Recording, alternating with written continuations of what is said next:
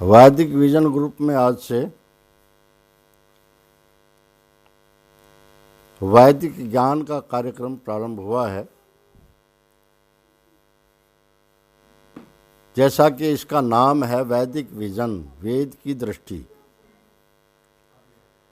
तो वेद की दृष्टि क्या है, ये जानने से पहले ये जानना आवश्यक है कि वेद क्या है। और वेद को परमात्मा ने ऋषियों के माध्यम से क्यों प्रदान किया। सो इसका सीधा सा तात्पर्य है कि जैसे माता पिता बच्चे को अपने अच्छी अच्छी शिक्षा देते हैं, उसे जीना सिखाते हैं, उसे अच्छी अच्छी बातें सिखाते हैं, और माता पिता से उन्हीं शिक्षाओं को ग्रहण करते हुए बच्चा समाज के अंदर जब जाता है तो सभी उसके अच्छे आचरण को देख कर के कहते हैं कि ये अच्छे माता पिता का पुत्र है, अच्छी शिक्षा दी है माता पिता ने। और बुरे आचरण को देख कर के कहते हैं कि इसके माता पिता अच्छे नहीं है, इसको अच्छी अच्छी बातें नहीं सिखाई। परम पिता परमात्मा ने भी जब सृष्टि को उत्पन्न किया, सृष्टि को कैसे उत्पन्न किया, क्या प्रक्रिया चली है, ये बाद में विषय आते रहेंगे। आज मैं केवल वेद के संबंध में ही थोड़ी सी बातें आपके सामने रख रहा हूँ। सृष्टि को उत्पन्न करने के पश्चात परमात्मा ने जब पहली अमैथुनिक सृष्टि की, अमैथुनिक सृष्टि का तात्पर्य है कि आज जैसे हम स्त्री पुरुष के द्वारा बच्चे पैदा होते देखते हैं, तो जब कोई स्त्री पुरुष थे ही नहीं, उस समय स्त्री पुरुष किसने बनाए? तो परमात्मा ने सांचे बनाए सबके, स्त्री और पुरुषों के अलग अलग, और उनके अंदर जीवात्माओं का प्रवेश कराया, और वे सांचे सब पूर्ण अवस्था में थे। हमारे यहाँ विकास क्रम नहीं माना जाता है, वेदों में है भी नहीं, क्योंकि विकास परमात्मा के रचना में नहीं होता है। विकास तो मनुष्य की रचना में होता है। ये मनुष्य की रचना नहीं थी। अमैथुनिक सृष्टि, प्रारंभिक सृष्टि परमात्मा की रचना थी, इसलिए पूर्ण थी। और सभी प्राणियों को उनके शरीरों में प्रवेश करा करके परमात्मा ने मनुष्य को ज्ञान दिया, क्योंकि मनुष्य के पास ही ज्ञान को ग्रहण करने की सामर्थ्य परमात्मा ने दी थी। और दूसरे पशु पक्षियों को, क्योंकि जितनी भी और योनियां हैं वो सब भोग योनियां हैं, कर्म करने की स्वतंत्रता उनमें नहीं है। आज भी हम देखते हैं, कभी किसी शेर को, किसी मनुष्य को मारने पर सजा नहीं होती है, क्योंकि वो भोग योनियां हैं, एक दायरे में बंधी हुई उनकी मर्यादाएं हैं,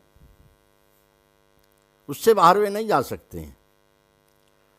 मनुष्य योनि में परमात्मा ने बुद्धि दी, और बुद्धि के द्वारा सोच विचार करके कर्म करने की स्वतंत्रता दी, चाहे ऐसा करो चाहे ऐसा करो।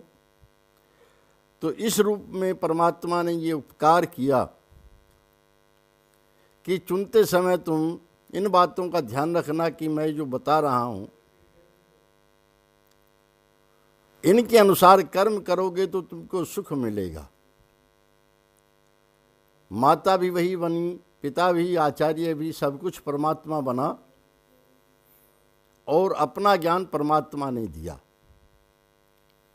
तो सबसे पहले प्रश्न यही उत्पन्न होता है कि क्या वेद ही ईश्वरीय ज्ञान है या दूसरे ग्रंथ भी ईश्वरीय ज्ञान है? तो चर्चा मैं प्रारंभ कर रहा हूं वेदों से ही। वेद क्या कह रहे हैं अपने विषय में? यजुर्वेद के 31वें अध्याय का 7वां मंत्र है, तस्मात् यज्ञात् सर्वभूत ऋचय सामान्य यज्ञ रे छंदांशी यज्ञ रे तस्मात् युष तस्मात् अजायत। इसी प्रकार से अथर्ववेद में कहा यस्मान ऋचो अपातक्षण ययुर्यस्मात् अपाक्षण सामान्य यश लोमान अथर्वांगिरसो मुखम स्कंभम तम ब्रूहि कतम स्वीदेव सह। इन मंत्रों में जो कहा गया है वह बड़ा स्पष्ट है, अर्थात सत जिसका कभी नाश नहीं होता, चित जो सदा आनंद स्वरूप है, जिसको अज्ञान का लेश भी कभी नहीं होता, आनंद जो सदा सुख स्वरूप और सबको सुख देने वाला अर्थात सच्चिदानंद परमात्मा है, जो सब मनुष्यों को उपासना करने के योग्य इष्ट देव और सब सामर्थ्य से युक्त है, उसी से ऋग्वेद, यजुर्वेद, सामवेद और अथर्ववेद छंदांशी शब्द आया है। इसका अर्थ अथर्ववेद माना जाता है। इनसे ये चारों वेद उत्पन्न हुए। यस्माद् ऋचो अपाक्षण है, जो सर्वशक्तिमान परमेश्वर है, उसी से ऋग्वेद, यजुर्वेद, सामवेद, अथर्ववेद ये चारों वेद उत्पन्न हुए। इसी प्रकार रूपक-अलंकार से वेदों की उत्पत्ति का प्रकाश किया है। अथर्ववेद मेरे मुख की समतुल्य सामवेद, लोमों के समतुल्य यजुर्वेद हृदय के समान और ऋग्वेद प्राण की न्यायी है। ये चारों वेद जिससे उत्पन्न हुए हैं, सो वह कौन सा देव है उसको तुम मुझसे कहो। यह प्रश्न किया गया है। उत्तर भी दिया है, जो सब जगत का धारण करता परमेश्वर है, उसका नाम स्कंभ है। उसी को तुम वेदों का कर्ता धर्ता जानो। यह भी जानो कि उसको छोड़ के मनुष्यों की उपासना करने के योग्य दूसरा कोई और इष्ट देव नहीं है। इसके अतिरिक्त शतपथ ब्राह्मण में वर्णन आया है, एवं वारे अस्य महतो भूतस्य निश्चितम एतत् ऋग्वेदो यजुर्वेद है सामवेदो अथर्वांगिरसः। याज्ञवल्क्य जो महर्षि हुए हैं, जिन्होंने शतपथ ब्राह्मण की रचना की, वो अपनी पत्नी मैत्रेयी से कह रहे हैं कि हे मैत्रेयी, जो आकाश आदि से भी बड़ा सर्वव्यापक परमेश्वर है, उससे ही ऋक, यजु, साम और अथर्व ये चारों वेद उत्पन्न हुए। जैसे मनुष्य के शरीर से श्वास बाहर को आगे फिर भीतर को जाता है, इसी प्रकार सृष्टि के आदि में ईश्वर वेदों को उत्पन्न करके संसार में प्रकाश करता है। अर्थात वेद जो है वह ईश्वर का स्वाभाविक ज्ञान है, इसलिए यह नित्य ज्ञान है। यह कभी नाश को प्राप्त नहीं होता, अपितु जब प्रलय काल होता है उस समय यह परमात्मा का ज्ञान परमात्मा तक ही सीमित हो जाता है। मनुष्य के शरीर में जैसे श्वास बाहर को आगे फिर भीतर को जाती है, इसी प्रकार सृष्टि के आदि में ईश्वर वेदों को उत्पन्न करके संसार में प्रकाश करता है। और प्रलय में संसार में वेद नहीं रहते, परंतु उसके ज्ञान के भीतर वे सदा बने रहते हैं, बीजांकुर के समान। जैसे बीज में अंकुर प्रथम ही रहता है, वही वृक्ष रूप होके फिर भी बीज के भीतर रहता है, इसी प्रकार से वेद भी ईश्वर के ज्ञान में सब दिन बने रहते हैं।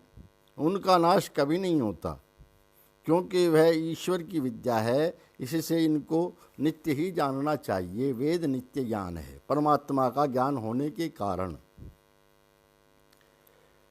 अब इस विषय में कुछ लोग प्रश्न करते हैं, उन प्रश्नों का निवारण करने का प्रयास करता हूँ। और बीच बीच में यदि आपके मन में भी कोई इस विषय में प्रश्न उत्पन्न हो रहा है, तो आप निष्कोच होकर के कहिए, किंतु विषय से हटकर नहीं। वेदों के संदर्भ में ही आपके अंदर कोई प्रश्न उत्पन्न हो रहा, जिज्ञासा उत्पन्न हो रही है, उसको आप निसंकोच होकर के कहिए, उसका निवारण करने का प्रयास किया जाएगा। ये प्रश्न करते हैं कि ईश्वर निराकार है, क्योंकि वेदों में ईश्वर को साकार नहीं माना गया है। वेदों में सर्वत्र, उपनिषदों में भी, दर्शनों में भी, सब जगह ईश्वर को निराकार ही माना गया, साकार नहीं माना गया है। इसलिए उससे शब्द रूप वेद कैसे उत्पन्न हो जाते हैं? क्योंकि हम देखते हैं कि हमारी वाणी से शब्द निकलते हैं और वही ज्ञान रूप होकर के दूसरों तक पहुंचते हैं। तो ये प्रश्न है कि आप जब निराकार कहते हैं, वेद जब निराकार कहता है ईश्वर को, तो उससे शब्द कैसे उत्पन्न हो गए? तो इसका उत्तर देते हैं। सबसे पहली बात यह है कि परमेश्वर को निराकार के साथ साथ सर्वशक्तिमान भी कहा है, और सर्वशक्तिमान का अर्थ यह है कि अपने सब काम करने में वह पूर्ण सामर्थ्य रखता है, उसे किसी दूसरे के सहाय की आवश्यकता नहीं होती है।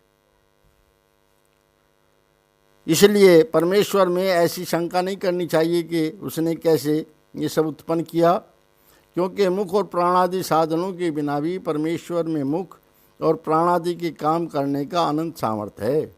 क्योंकि मूल प्रश्न तो यही है, मूल बात तो यही है कि जिस मुख से हम बोलते हो, मुख किसने बनाया? इसके अंदर बोलने की सामर्थ्य किसने दी? और दी तो क्या किसी मुख के द्वारा दी? ऐसा कुछ नहीं है। यह मुख भी परमात्मा का बनाया हुआ, इसमें बोलने की सामर्थ्य भी परमात्मा के द्वारा दी गई।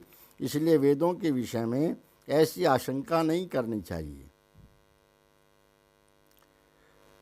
मुख के बिना मुख का काम और प्राणादि के बिना प्राणादि का काम वह अपने सामर्थ्य से यथावत कर सकता है। यह दोष तो हम जीव लोगों में आ सकता है कि मुखादि के बिना मुखादि का कार्य नहीं कर सकते, क्योंकि हम लोग अल्प सामर्थ्यवान हैं, अल्प सामर्थ्यवान हैं। हम बिना मुख के काम नहीं कर सकते हैं। और इसमें यह दृष्टांत भी है कि मन में मुखादि अवयव नहीं है, तथापि जैसे उसके भीतर प्रश्नोत्तर आदि शब्दों का उच्चारण मानस व्यवहार में होता है, वैसे ही परमेश्वर में भी जानना चाहिए। हम बैठे रहते हैं, आपस में हमारे वार्तालाप चलते रहते हैं, हम अपने सामने अपने विरोधी को खड़ा कर लेते हैं, अब विरोधी भी खुद ही बन जाते हैं और उसका उत्तर देने वाले भी खुद ही बन जाते हैं। हम सब के व्यवहारिक जीवन के अंदर यह क्रम प्रतिदिन चलता है। मन के अंदर सब वाक आदि के व्यवहार, बोलने आदि के व्यवहार चलते रहते हैं। ऐसा ही परमेश्वर में भी समझना चाहिए, क्योंकि वह अपने सामर्थ्य से ही सब कार्यों को कर सकता है। परमेश्वर जैसे हम लोग बिना सहायक से कोई काम नहीं कर सकते, वैसा ईश्वर नहीं है। जैसे देखो कि सब जगत उत्पन्न नहीं हुआ था, उस समय निराकार ईश्वर ने संपूर्ण जगत को बनाया। सब वेदों के रचने में फिर क्या शंका करनी है? जैसे वेदों में अत्यंत सूक्ष्म विद्या का रचन ईश्वर ने किया है, वैसे ही जगत में भी नेत्र आदि पदार्थों का अत्यंत आश्चर्य रूप रचन किया है। तो क्या वेदों की रचना निराकार ईश्वर नहीं कर सकता? आश्चर्यजनक रूप से नेत्र आदि बनाए हैं जो विषयों को ग्रहण करते हैं, तो वेद बनाने में फिर कैसी आशंका करनी है?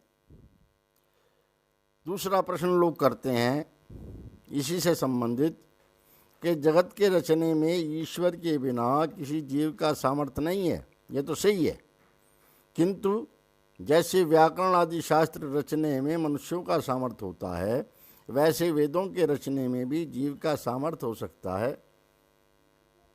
हम सभी कहते हैं कि पाणिनि जी ने व्याकरण की रचना की और उस व्याकरण के आधार पर हम संस्कृत के शब्दों के अर्थ लगा लेते हैं।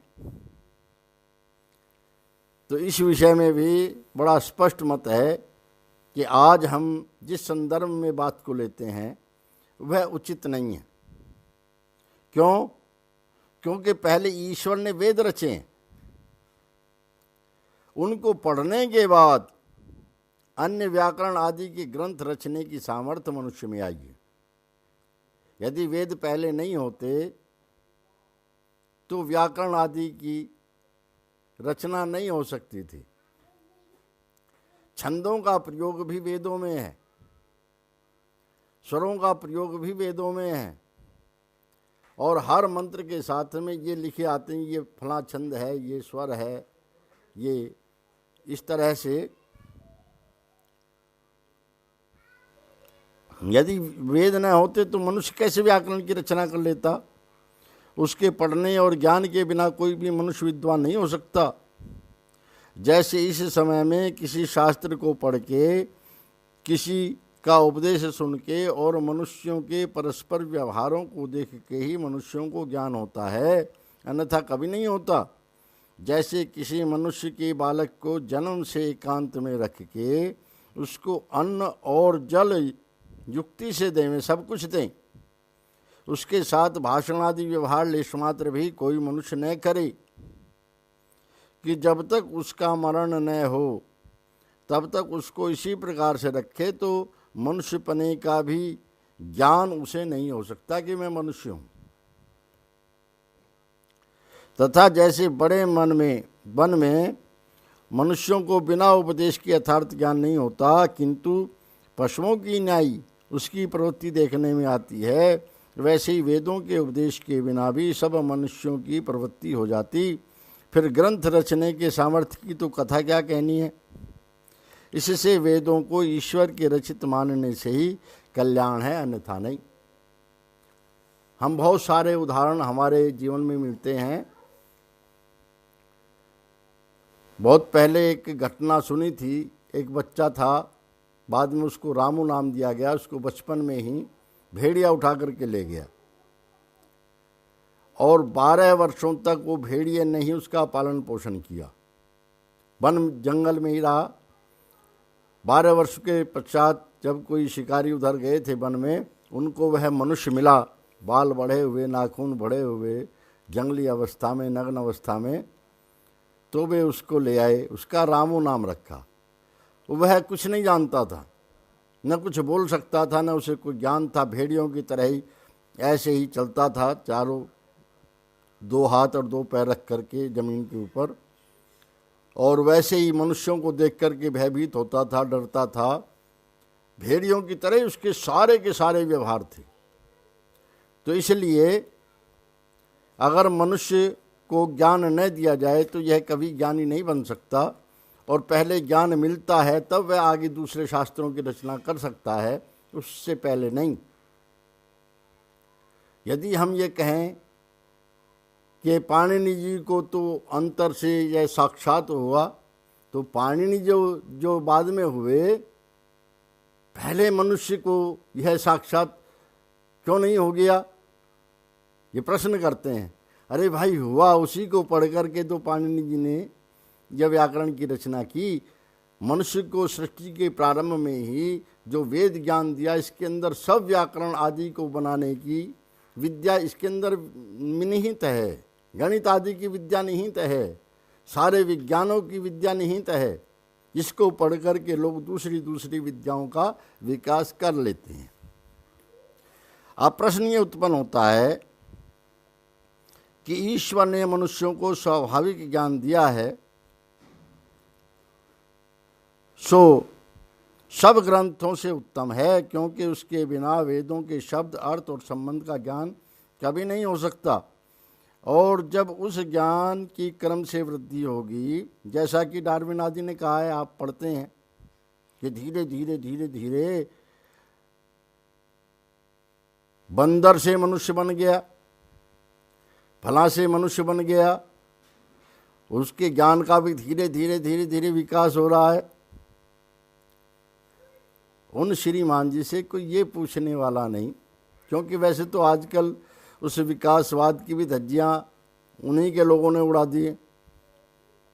किंतु हम भारत के लोग जो विदेशों में चले जाते हैं या भारत में रहते हैं, वे उनसे प्रभावित होकर के आज भी उनके राग को लापते हैं।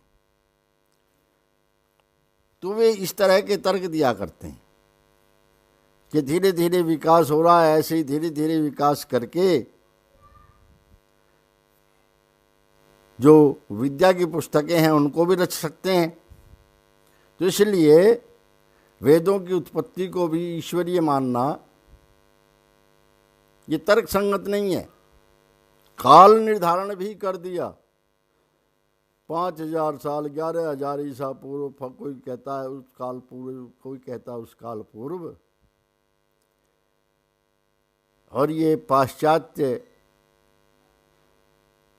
विद्वान लोग जो अपने आप को वेद के विषय में भी कहते हैं कि हम पूर्ण पंडित हैं, पूर्ण ज्ञाता हैं, उनकी बात को लेकर के भारतीय लोग भी दौड़ पड़ते हैं। हमारे ऋषियों मुनियों की क्या मान्यता रही, इसकी ओर देखने का किसी को कोई समय नहीं है। तो इसलिए हम इस तरह की जो बातें हैं उनका भी निराकरण साथ साथ करते चलें, ताकि स्पष्ट हो जाए कि वेद ईश्वरीय ज्ञान है। सो इस प्रश्न का उत्तर है, जो प्रथम दृष्टांत बालक का एकांत में रहने का और दूसरा वनवासियों का भी कहा है, क्या उनको स्वाभाविक ज्ञान ईश्वर ने नहीं दिया है? जो मैंने आपको बताया कि बच्चा ले गए उठा करके और भेड़ियों ने उसको पाला, तो स्वाभाविक ज्ञान तो उसको कहते जो जन्म से प्राप्त होता है। जैसे कोई भी बच्चा हो, वो जन्मते ही माँ के स्तनों से दूध पीने लगता है। पशु का बच्चा हो, मनुष्य का बच्चा हो, पक्षियों के बच्चे हों, ये स्वाभाविक ज्ञान है। पशुओं के बच्चों को आप पानी में छोड़ दीजिए, तैरने लगते हैं, वो उनका स्वाभाविक ज्ञान है। भूख लगती है तो जो भी खाने की चीज़ मिलेगी उसको वे खाते हैं, ये स्वाभाविक ज्ञान है। खाना पीना, सोना, बच्चे पैदा करना, ये आंतरिक प्रेरणाओं से, संवेदनाओं से जो प्रेरित ज्ञान होता है, वो सब स्वाभाविक होता है। स्वभाव के अनुसार उसको हर मनुष्य करता है, हर प्राणी करता है। तो उनके पास भी था, किंतु उनके अंदर तो ज्ञान विकसित नहीं हुआ इस तरह का। और आज भी हजारों वर्ष हो गए वनवासियों में रहते हुए, उनके अंदर आज भी वो ज्ञान विकसित नहीं हुआ। विकास क्रम क्या उनके लिए नहीं है, हमारे लिए विकास क्रम है। इससे यह बात निश्चित है कि ईश्वर का किया उपदेश जो वेद है, उसके बिना किसी मनुष्य को यथार्थ ज्ञान नहीं हो सकता। जैसे हम लोग वेदों को पढ़ने, विद्वानों की शिक्षा और उनके किए ग्रंथों को पढ़ने बिना पंडित नहीं होते, वैसे ही सृष्टि के आदि में भी परमात्मा जो वेदों का उपदेश नहीं करता, तो आज पर्यंत किसी मनुष्य को धर्मादि पदार्थों की यथार्थ विद्या प्राप्त नहीं होती। अब आज का ही संदर्भ मैं आपके सामने रख रहा हूं। एक प्रश्न रखा गया कि सुख दुख दो चीजें हैं, सब मनुष्य सुख प्राप्त करना चाहते हैं, दुख से हटना चाहते हैं, वो कैसे संभव है सामान्य व्यक्तियों के लिए? तो मैंने देखा एक ग्रुप में बहुत लंबी बहस चली, बहुत लंबी, और सब ने अपनी अपनी बातें हो बड़े भारी पंडित जैसे बोल रहे हो। मैं हंस रहा था उन सबको पढ़ पढ़ करके। इन लोगों को इतना भी ज्ञान नहीं है कि सुख किसे कहते हैं और दुख किसे कहते हैं। सुख और दुख किस कारण से मिलते हैं, इनको देने वाला कौन है? क्यों? क्योंकि वेद पढ़े नहीं, न सुने हैं, किसी से इधर उधर से बातें सुन ली, वो महापंडित बन गए, या पाश्चात्य लोगों की बातें सुन ली, महाज्ञानी बन गए, फिर वेद की कोई आवश्यकता नहीं। अरे भाई, वेदों को पढ़ोगे, दर्शनों को पढ़ोगे, उपनिषदों को पढ़ोगे, आपको पता लगेगा कि सुख दुख क्या है। आत्मा के जो अनुकूल होता है उसे सुख कहते हैं, आत्मा के जो प्रतिकूल होता है उसको दुख कहते हैं। यह तो हमें उपनिषद बता रहे हैं। और ये सुख और दुख कर्म के फल हैं। पुण्य कर्म के फल सुख हैं, पाप कर्म के फल दुख हैं, यह वेद हमें बता रहा है। और इनका देने वाला परमात्मा है, ये जीव के हाथ में नहीं है। शुभ कर्मों का, पुण्य कर्मों का फल ईश्वर देगा, पाप कर्मों का फल भी ईश्वर देगा। सो भाई, यदि सुख चाहते हो तो पुण्य कर्म करो। पुण्य कर्म क्या है?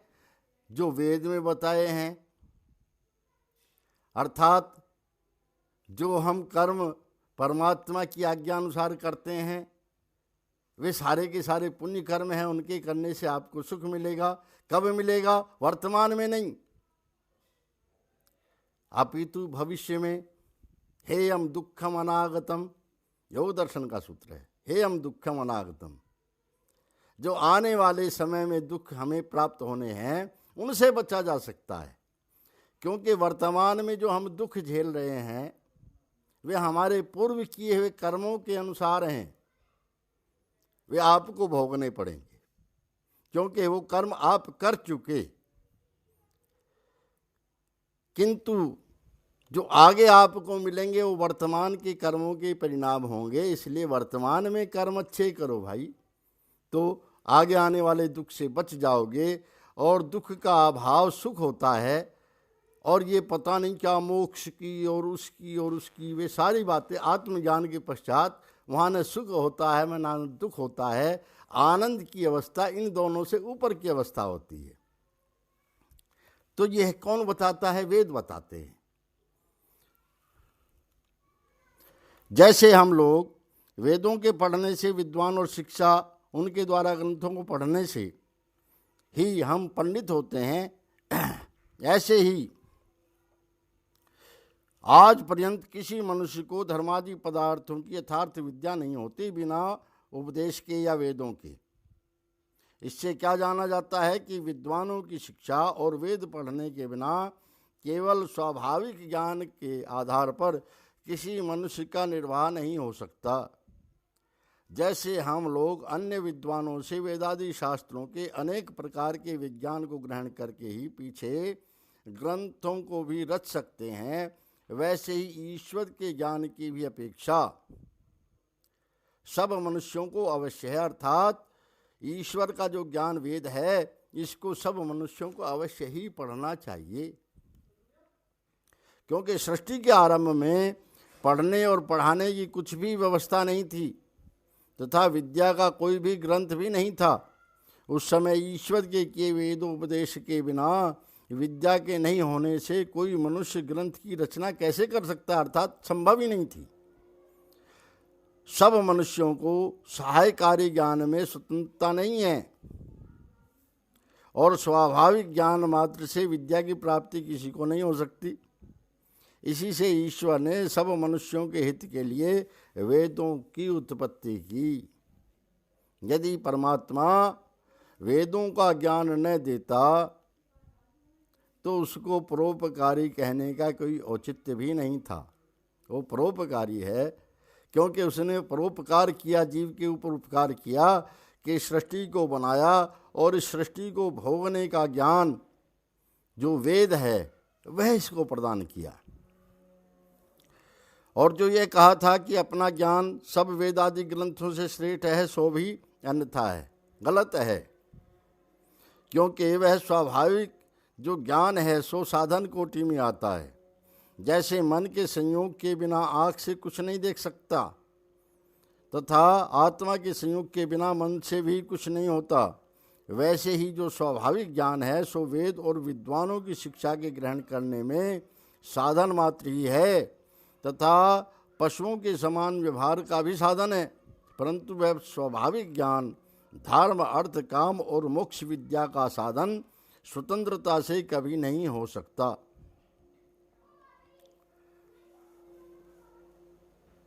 अब ये बताते हैं कि किस कारण से, किस प्रयोजन से परमात्मा ने वेदों को उत्पन्न किया। प्रयोजन क्या था? क्योंकि मूर्ख व्यक्ति बिना प्रयोजन के कार्य करते हैं। परमात्मा का कोई भी काम व्यर्थ नहीं है। इस सृष्टि की रचना भी व्यर्थ नहीं की है। जैसे कि विकासवादी मानते हैं एक्सीडेंटल सब हो रहा है, इसके पीछे कोई प्रयोजन नहीं है।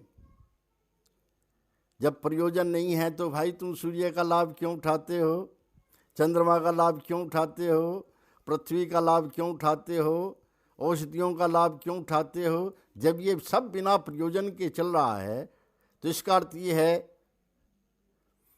कि यह सब अपने अपने आप में स्वतंत्र हैं, फिर एक दूसरे के लिए बाध्य क्यों हैं? तो इसलिए इस प्रश्न को समझना बहुत आवश्यक है कि वेदों को उत्पन्न करने में ईश्वर का क्या प्रयोजन था। अब इसमें थोड़ा सा विचार करना चाहिए कि यदि वेदों को उत्पन्न न करता परमात्मा तो क्या प्रयोजन होता।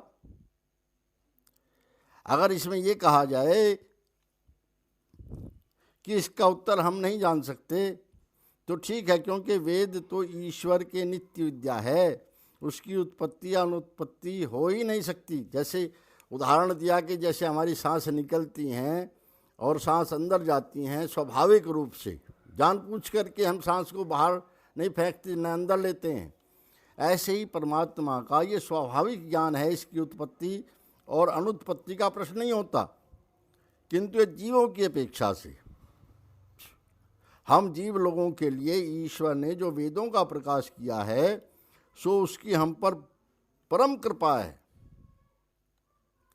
जो वेदोत्पत्ति का प्रयोजन है सो आप लोग सुने, ईश्वर में अनंत विद्या है व नहीं? इसका उत्तर है कि है। सो उसकी विद्या किस लिए है? अपने ही लिए, जिससे सब पदार्थों का रचना और जानना होता है। अब दूसरा प्रश्न उत्पन्न होता है कि ईश्वर परोपकार को करता है कि नहीं करता है? तो इसका उत्तर है कि ईश्वर परोपकारी है। इससे क्या स्पष्ट हुआ कि विद्या जो है सो स्वार्थ और प्रार्थ के लिए होती है, क्योंकि विद्या का यही गुण है कि स्वार्थ अर्थात अपने लिए और प्रार्थ अर्थात दूसरों के लिए, इन दोनों कार्यों को सिद्ध करना। सो परमेश्वर अपनी विद्या का हम लोगों के लिए उपदेश न करे तो विद्या से जो परोपकार करना गुण है सो उसका नहीं रहे। अब इसके लिए बड़ा सुंदर दृष्टांत आपको मैं देता हूं। कोई भी वैज्ञानिक किसी चीज को बनाता है और उस चीज को बनाने के साथ में उसका प्रयोजन होता है कि मैं दूसरों को कोई न कोई सुविधा दूं, और उसके साथ में उसका उपयोग करने की वह कला भी बताता है। इसका उपयोग क्या करना है, कैसे करना है, क्या सावधानी रखनी है, सब करता है। हम और आप दैनिक जीवन में देखते हैं। ऐसे ही परमात्मा ने सृष्टि बनाई, रचना की, और रचना करने के बाद वह यदि जीव को इसका उपभोग करना न सिखाता, तुम्हें कैसे कैसे इसके गुण धर्म जान करके इनसे लाभ लेना है, सूर्य के क्या गुण हैं, चंद्रमा के क्या गुण हैं, पृथ्वी के क्या गुण हैं, कैसे इनका उपयोग करो, ये आगे आपको बताएंगे, तो मनुष्य कैसे लाभान्वित होता और परमात्मा इस विद्या को अपने पास ही रखता। यदि हम किसी विद्या को अपने पास तक सीमित रखें, दूसरों को न दें, तो दूसरा हमें न विद्वान कहेगा न परोपकारी कहेगा, और न हम हो सकते हैं। ऐसे ही परमात्मा ने वेदों का ज्ञान दिया, क्योंकि वह परोपकारी है, और इस वेद के ज्ञान के द्वारा इस सृष्टि का उपभोग करना जीवात्मा को सिखाया। कितना बड़ा उपकार किया उसने। इससे परमेश्वर ने अपनी वेद विद्या का हम लोगों के लिए उपदेश करके सफलता सिद्ध की है, क्योंकि परमेश्वर हम लोगों का माता पिता के समान है। हम सब लोग उसकी प्रजा हैं, उन पर नित्य कृपा दृष्टि रखता है। जैसे अपने संतानों के ऊपर पिता और माता सदैव करुणा को धारण करते हैं कि सब प्रकार से हमारे पुत्र सुखी पावें, वैसे ही ईश्वर भी सब मनुष्यादि सृष्टि पर कृपा दृष्टि सदैव रखता है। इससे ही वेदों का उपदेश हम लोगों के लिए किया है। जो परमेश्वर अपनी वेद विद्या का उपदेश मनुष्यों के लिए न करता तो धर्म अर्थ काम और मोक्ष की सिद्धि किसी को यथावत प्राप्त न होती। उसके बिना परम आनंद भी किसी को नहीं होता। जैसे परम कृपालु ईश्वर ने प्रजा के सुख के लिए कंद मूल फल और घास आदि छोटे छोटे भी पदार्थ रचे हैं, सो ही ईश्वर सब सुखों के प्रकाश करने वाली सब सत्य विद्याओं से युक्त वेद विद्या का उपदेश भी प्रजा के सुख के लिए क्यों न करता। क्योंकि जितने ब्रह्मांड में उत्तम पदार्थ हैं उनकी प्राप्ति से जितना सुख होता है, सो सुख विद्या प्राप्ति होने के सुख के 1000वें अंश के भी समतुल्य नहीं हो सकता। ऐसा सर्वोत्तम विद्या पदार्थ जो वेद है उसका उपदेश परमेश्वर क्यों नहीं करता। इससे निश्चित करके समझिए कि वेद ईश्वर के बनाए हुए हैं, किसी मनुष्य के बनाए हुए नहीं हैं। क्योंकि मनुष्य में इतनी सामर्थ्य नहीं है कि वह इस सृष्टि के सूक्ष्म से सूक्ष्म ज्ञान को भी जान करके बता सके। अब प्रश्न उत्पन्न होता है, वेदों के रचने और पुस्तक लिखने के लिए ईश्वर ने लेखनी, स्याही और दवात आदि साधन कहाँ से लिए? क्योंकि उस समय में कागज और पदार्थ तो बने ही न थे। अब ये एक सामान्य प्रश्न आ गया, हर किसी की बुद्धि में आ सकता है। हम लोग क्या कहते हैं, जो पुस्तकें हैं जिनमें वेदों के मंत्र लिखे हुए, वेद मंत्र संहिताएं, उनको ही वेद कहते हैं और वो है भी। किंतु क्या इसी रूप में परमात्मा ने वेद का ज्ञान दिया था? परमात्मा ने ही लिखे हैं वेद? यह प्रश्न हर किसी के मन में उठना स्वाभाविक है। सो इस विषय के ऊपर प्रकाश डालना भी मेरा कर्तव्य है। आइए थोड़ा सा विचार करते हैं। क्योंकि परमात्मा के विषय में हमने पहले ही बताया और हम सभी जानते हैं कि बिना हाथ पैर आदि अंगों के उसने काष्ठ लोह आदि सामग्री साधनों के बिना इस जगत की रचना कर दी। क्योंकि ये तो सारे बाद में हुए। कई लोग बड़ी विचित्र विचित्र बातें करते हैं। इस जगत की रचना परमात्मा ने की। अब कोई कहते हैं काल पुरुष ने रचना की। वे भाई इन शब्दों के अर्थों को ही नहीं जानते। काल कहते हैं समय को, टाइम को, और पुरुष कहते हैं पुरी शेते, जो इस शरीर रूपी पुरी के अंदर शयन करता है वो जीवात्मा, और जो सारी सृष्टि के अंदर व्यापक हो रहा है, व्यापक होने से उसको पुरुष कहते हैं। अब सृष्टि बनाई बाद में, पुरुष पहले हो गया, कैसे हो गया भाई? राज्य बना नहीं, राजा कैसे हो गया? राजा उसको कह ही नहीं सकते जब राज्य ही नहीं है। तो जब सृष्टि बनी ही नहीं, बना रहा है वो, उस समय काल पुरुष कैसे हो गया? समय भी बाद में बना, क्योंकि समय का निर्धारण सूर्य के आधार पर होता है। जब सूर्य उत्पन्न हुआ उसके पश्चात समय की उत्पत्ति हुई।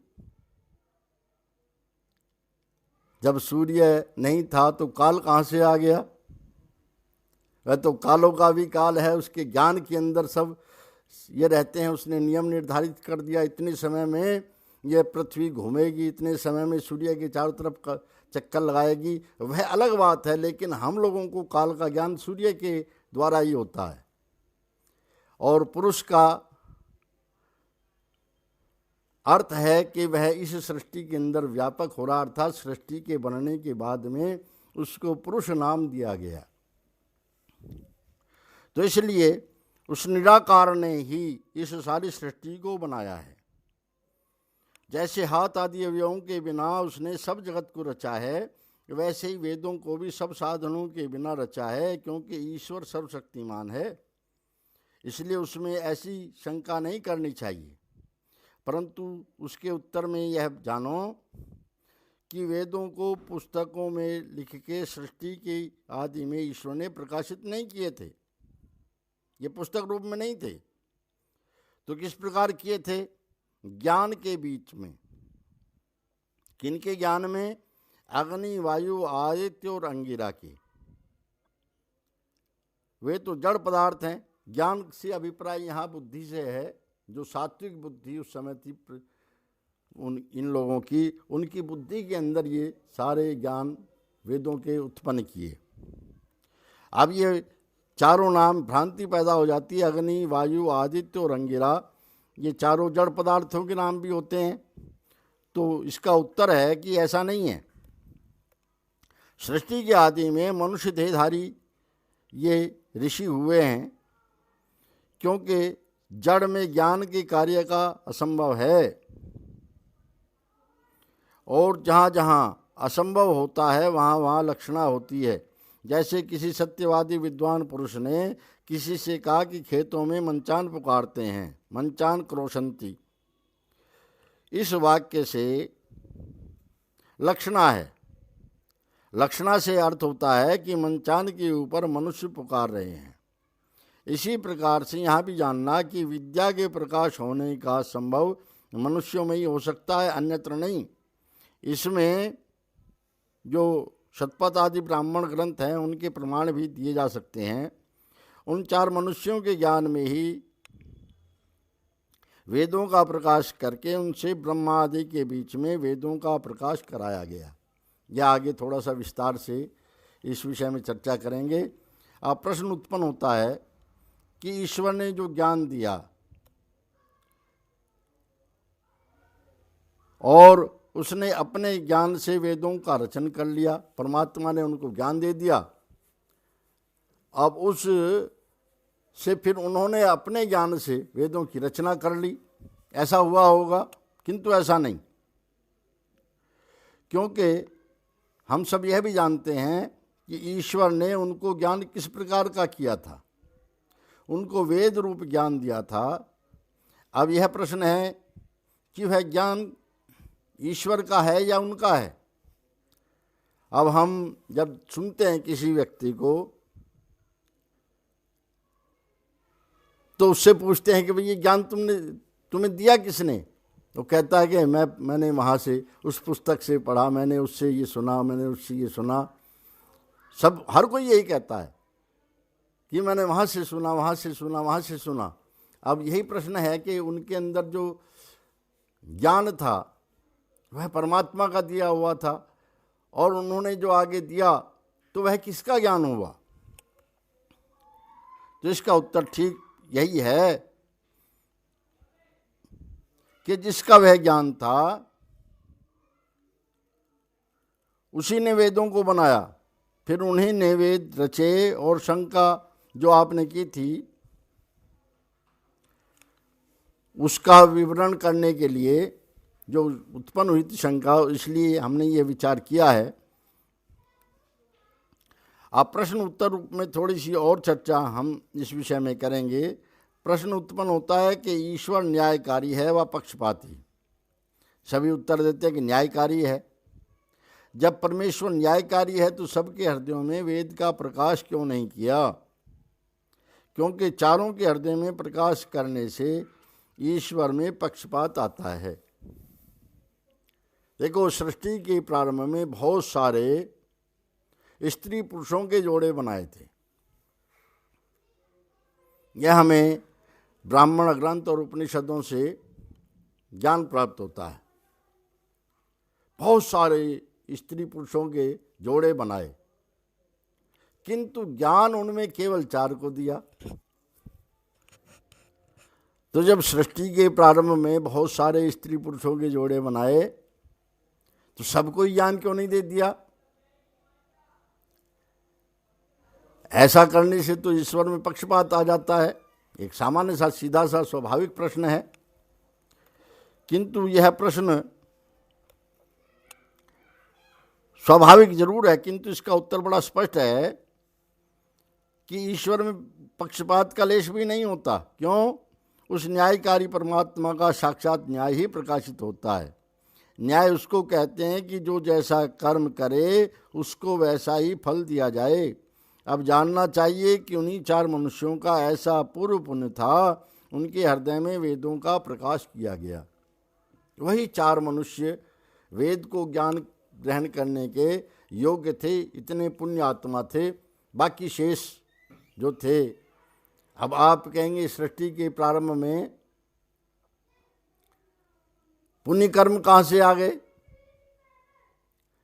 सो भाई निवेदन ये है कि यह सृष्टि ना पहली है ना वो प्रलय पहली थी। प्रलय और सृष्टि, प्रलय और सृष्टि, प्रलय और सृष्टि का क्रम अनादि है, इसका कोई अंत नहीं है। जैसे रात के बाद दिन, दिन के बाद रात, रात के बाद दिन, फिर रात, तो इस प्रकार ये क्रम चलता रहता है। ऐसे ही सृष्टि का भी कोई आदि अंत नहीं है। न ये पहली सृष्टि है, न वो पहली प्रलय थी। उस प्रलय से पहली जो सृष्टि थी, उस काल में जो जीव थे, जो प्रलय अवस्था में चले गए थे, सुप्त अवस्था में हो गए थे, उनके कर्म शेष थे उनके साथ में। उदाहरण के लिए हम सो जाते हैं रात्रि में, और रात्रि में सो करके हम सुषुप्ति में चले जाते हैं, गहन निद्रा में, हमें कोई ज्ञान नहीं होता। लेकिन जब उठते हैं तो हमें पूर्व दिन की सारी बातें याद आ जाती हैं। आज हमें ये करना है, कल हमने ये कहा था, आज ये करना है, आज उससे मिलना है, कल हमने वायदा किया था उससे मिलने का। तो वो पूर्व दिन की बातें आज हमारी दोहराई जाती हैं, वही कर्म हमें फिर से याद आ जाते हैं, उनका फल हमें आज मिलना प्रारंभ हो जाता है। इसी प्रकार से जो पूर्व सृष्टि में जीव थे, उनके जैसे जैसे कर्म थे, उनमें से ये 4 ही सबसे अधिक पुण्यात्मा थे।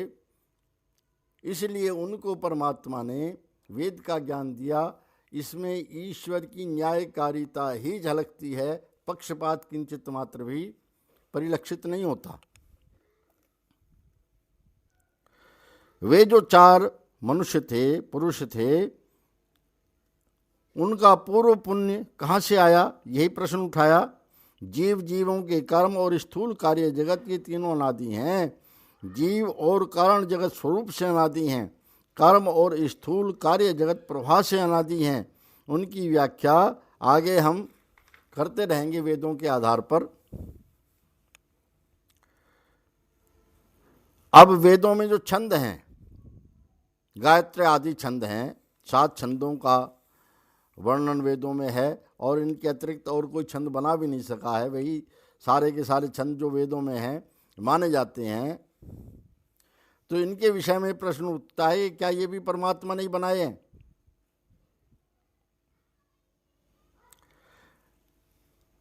चार मुख के ब्रह्मा जी का वेदों ने रचन किया, ऐसा इतिहास हम लोग सुनते हैं, सभी चर्चा में आते हैं, आम व्यक्ति भी सब कहते हैं कि ब्रह्मा जी से वेद उत्पन्न हुए। ब्रह्मा जी कौन? जिनके 4 मुख हैं, 4 मुख, चारों तरफ को एक एक मुख बनाया गया। किंतु ऐसे विषय में शंका नहीं करनी चाहिए। इतिहास भी हमारा शब्द प्रमाण की कोटि में माना जाता है। और शब्द प्रमाण क्या है? आप तो उपदेश है शब्द है, अर्थात सत्यवादी विद्वानों का जो उपदेश है उसको शब्द प्रमाण में गिनते हैं। अब शब्द प्रमाण में यह बात आती है कि जो युक्त है वही इतिहास मानने के योग्य है, अन्य नहीं।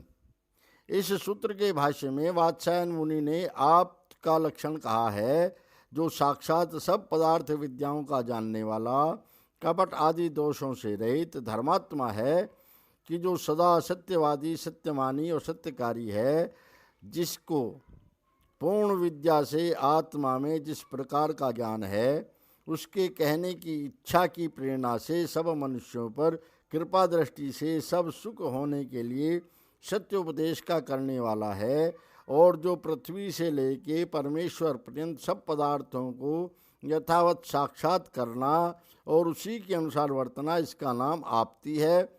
इस आप्ति से जो युक्त है उसका नाम आप्त है, अर्थात उसको आप्त कहते हैं। उसी के उपदेश का प्रमाण होता है, उसके विपरीत मनुष्य का नहीं, क्योंकि सत्य वृत्तांत का नाम इतिहास है, अनर्थ का नहीं। इसीलिए सत्य प्रमाण युक्त जो इतिहास है वही सब मनुष्यों को ग्रहण करने के योग्य है। इससे विपरीत इतिहास का ग्रहण करना किसी को योग्य नहीं, क्योंकि प्रमादी पुरुष के मिथ्या कहने का इतिहास में ग्रहण नहीं हो सकता। इसी प्रकार व्यास जी ने चारों वेदों की संहिताओं का संग्रह किया, इत्यादि इतिहासों को भी मिथ्या ही जानना चाहिए। ये पाश्चात्य लोगों ने, कुछ लोगों ने प्रचार कर दिया कि व्यास जी ने चारों वेदों को की संहिताओं का संग्रह किया। ये भी गलत बात है। जो आजकल के बने ब्रह्म वैवर्त आदि पुराण और ब्रह्म यामल आदि तंत्र ग्रंथ हैं, इनमें कहे इतिहासों का प्रमाण करना किसी मनुष्य को योग नहीं, क्योंकि इनमें असंभव और अप्रमाण कपोल कल्पित मिथ्या इतिहास बहुत लिख रखे हैं। और जो सत्य ग्रंथ शतपथ ब्राह्मण आदि हैं, उनके इतिहासों का कभी त्याग नहीं करना चाहिए, क्योंकि उन्हीं का नाम इतिहास पुराण नाला संशय आदि है। तो इस प्रकार हमने ये चर्चा की कि वेद ईश्वरीय ज्ञान है और परमात्मा ने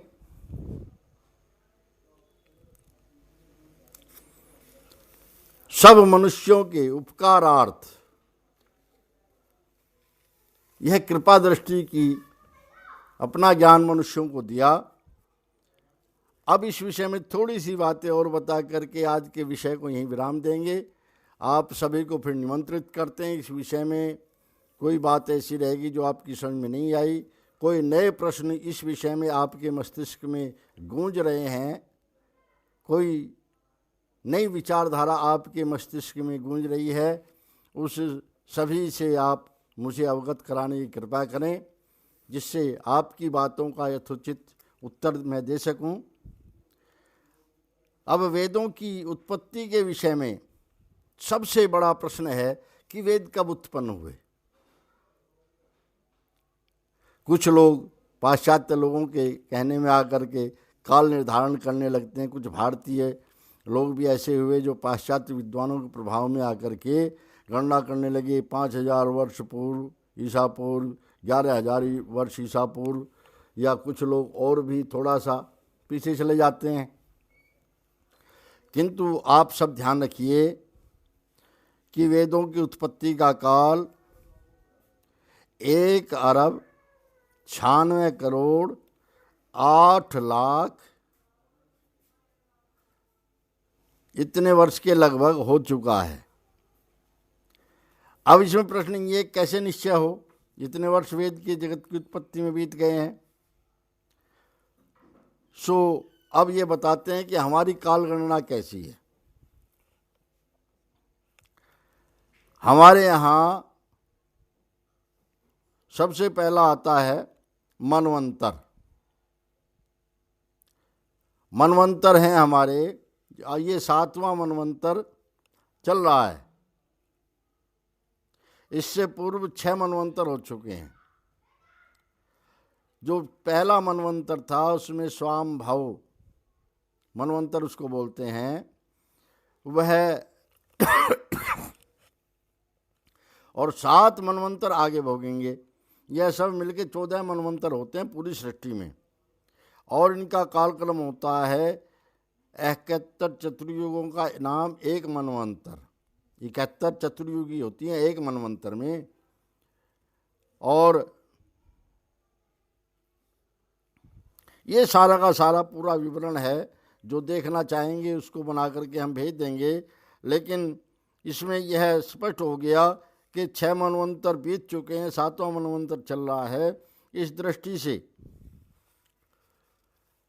1,96,00,000,000 वर्षों के लगभग ही वेद को हो चुके हैं, क्योंकि सृष्टि के प्रारंभ में ही परमात्मा ने वेदों का ज्ञान हमें दिया था।